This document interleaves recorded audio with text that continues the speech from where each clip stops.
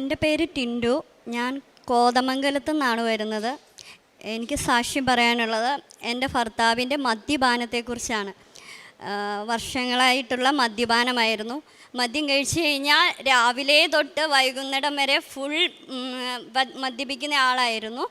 അപ്പോൾ ഒരു ദിവസം ഇങ്ങനെ കഴിച്ചുകൊണ്ടിരുന്നതിൻ്റെ ഇടയ്ക്ക് ഒരു ദിവസം പ്രഷർ നന്നായിട്ട് കൂടി ഹോസ്പിറ്റലിൽ പോകേണ്ട അവസ്ഥ വന്നു. അന്നേരം ഡോക്ടർമാർ പറഞ്ഞു പ്രഷർ കുറയണമെന്നുണ്ടെങ്കിൽ മദ്യപാനം പൂർണ്ണമായിട്ട് ഉപേക്ഷിക്കണം, എന്നാൽ മാത്രമാണ് ഇത് കുറഞ്ഞ് നോർമൽ ആയിട്ട് മാറുള്ളൂ എന്ന് പറഞ്ഞു.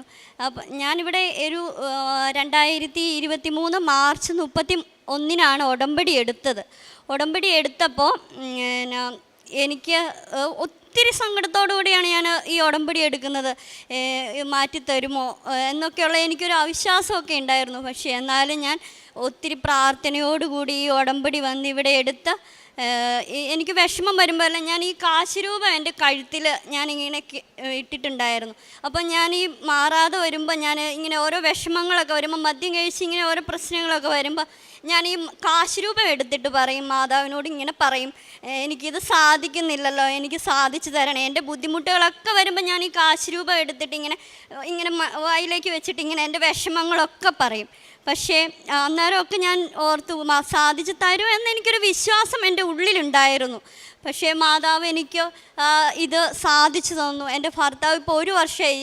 ജൂൺ 10 വരുമ്പോൾ 1 വർഷമാവും മദ്യപാനം പൂർണ്ണമായിട്ട് നിർത്തി. പിന്നീട് എനിക്കൊരു സാക്ഷ്യം പറയാനുള്ളത്, എൻ്റെ മോൻ ഹൈപ്പറിൻ്റെ പ്രശ്നമുള്ളൊരു കുഞ്ഞായിരുന്നു.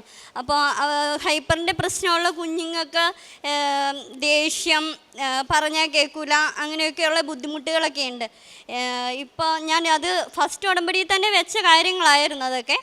പക്ഷേ എനിക്കത് ദൈവം അവന് ഒരുപാട് മാറ്റങ്ങൾ വന്ന് ഇപ്പം നല്ല ദേഷ്യമൊക്കെ കുറഞ്ഞ് ഞാൻ പറഞ്ഞാലൊക്കെ അനുസരിക്കുന്ന കുഞ്ഞായി മാറി.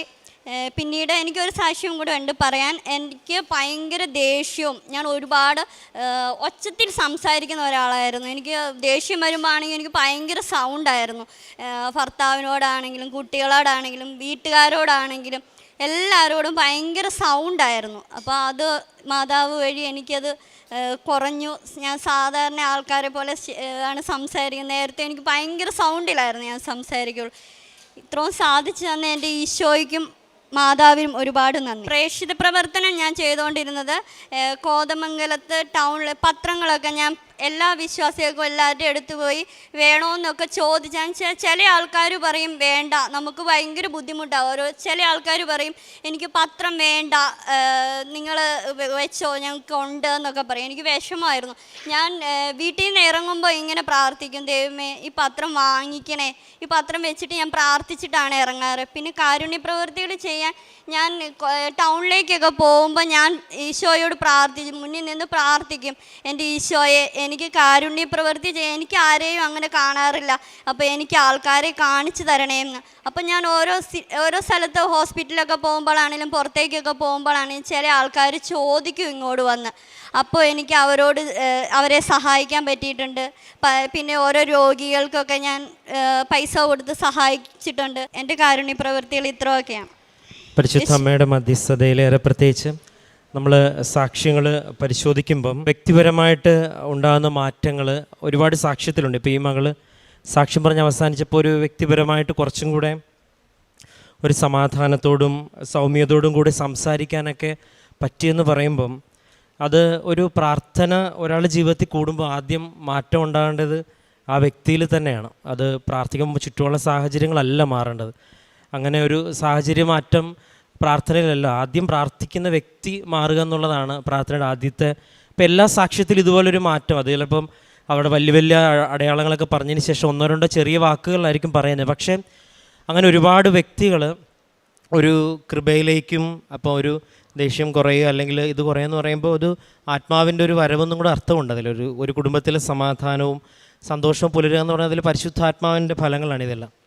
അപ്പോൾ അങ്ങനെ വ്യക്തിപരമായിട്ടുണ്ടാകുന്ന മാറ്റങ്ങൾ, അപ്പോൾ ഒരു വ്യക്തിയെ മുഴുവനായിട്ട് ഉടമ്പടി എന്ന പ്രാർത്ഥന മാറ്റുന്നുണ്ട് എന്ന് നമ്മൾ ബോധ്യപ്പെടുത്തുവാനായിട്ട് ഈ സാക്ഷി ഉപകരിക്കും. അപ്പം ആ ഒരു കാര്യത്തിലേക്ക് അടുക്കുന്നതിന് മുമ്പ് മറ്റുള്ള അടയാളങ്ങളും മറ്റുള്ള ജീവിത പങ്കാളിയുടെ ശീലങ്ങളും എല്ലാം മാറിയതും ഈ കൃപയിലുള്ള ജീവിതത്തിന് കാരണമായെന്നുള്ളതാണ്. അപ്പം അമ്മ നമ്മൾ കൊടുക്കുന്ന വിഷയത്തിൽ പരിശുദ്ധ അമ്മ ഇടപെടും എന്ന് നമ്മളെ വീണ്ടും ബോധ്യപ്പെടുത്തുവാനായിട്ട് ഈ സാക്ഷ്യം നമുക്ക് സഹായമായിട്ട് എന്ന് പ്രാർത്ഥിക്കാം. നമുക്ക് കരങ്ങളടിച്ച് ദൈവത്തിൻ്റെ നാമം മഹത്വപ്പെടുത്താം. അത്യപൂർവ ദൈവാനുഭവങ്ങൾ ഇനി നിങ്ങൾക്കും സ്വന്തം. ഈ യൂട്യൂബ് ചാനൽ ഇതുവരെ സബ്സ്ക്രൈബ് ചെയ്തിട്ടില്ലെങ്കിൽ ഇപ്പോൾ തന്നെ സബ്സ്ക്രൈബ് ചെയ്യുക.